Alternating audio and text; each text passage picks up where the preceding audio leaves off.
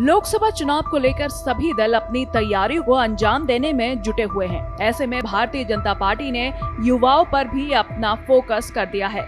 ऐसे में युवा जो 18 से 30 साल के बीच के हैं, उन मतदाताओं से पार्टी के कार्यकर्ता संपर्क में रहकर उनसे समन्वय बढ़ाने की तैयारी में जुट गए हैं। आने वाले दिनों में 18 से 30 वर्ष की आयु वर्ग के मतदाताओं से न सिर्फ संपर्क साधा जाएगा, बल्कि उनसे एक रिश्ता कायम करने की कोशिश भी की जाएगी। पार्टी थिंक टैंक्स का मानना है कि युवा वर्ग के वोट बैंक में आधार बढ़ाने से पार्टी का मिशन 80 का एजेंडा पूरा हो सकता है। इसीलिए उत्तर प्रदेश में इस आयु वर्ग के करीब 3 करोड़ मतदाताओं को लेकर पार्टी ने प्लान बनाया है। देखिए, भारतीय जनता पार्टी सबका साथ, सबका विकास, सबका विश्वास और सभी का प्रयास, इस मूल मंत्र पर काम कर रही है। समाज का हर वर्ग और हर क्षेत्र का हर तबका भारतीय जनता पार्टी के साथ जुड़ रहा है, उसे जोड़ने की कोशिश की जा रही है। युवाओं को जोड़ने के लिए जिस तरह से अभियान चल रहा है, उसमें सफलता मिली है। इसके पीछे की वजह ये भी है कि इस आयु वर्ग के मतदाता बीते 10 वर्षों में मोदी सरकार के कार्यकाल को देख रहे हैं। पार्टी के नेताओं का कहना है कि मोदी सरकार की ओर से राष्ट्रवाद और विकास के मुद्दे से जुड़ी उपलब्धियों को इस वर्ग ने करीब से देखा है। ऐसे में इस वर्ग को मोदी की गारंटी के नाम पर लोकसभा चुनाव के लिए अपने पाले में लाना आसान हो सकता है। प्रधानमंत्री नरेंद्र मोदी पहले ही कह चुके हैं कि गरीब, महिला, किसान और नौजवान ही उनके लिए जाति है। इसके अलावा और किसी को वो जाति नहीं मानते। इसीलिए पार्टी ने अब नौजवानों को साधने की बड़ी रणनीति बनाई है।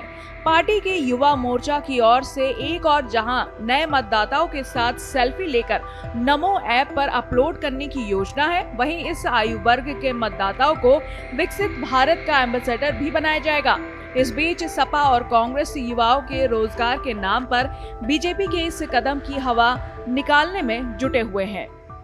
देश के नौजवानों को 2 करोड़ रोजगार का वादा करके भारतीय जनता पार्टी सत्ता हासिल कर लेती है, और चुनाव अब जब फिर से नजदीक है तो Bharatiya Janata party brand ambassador वाली लॉलीपॉप लेके आई है। अब देश का नौजवान भारतीय जनता पार्टी के किसी छलावे में आने वाला नहीं है, चाहे जैसी भी लॉलीपॉप हो, जिसका फ्लेवर अलग हो, जिसका रैपर अलग हो, लेकिन ये धोखे वाली लॉलीपॉप में अब देश का नौजवान वो फंसने वाला नहीं है। भाजपा के पास तो कोई ब्लूप्रिंट नहीं है।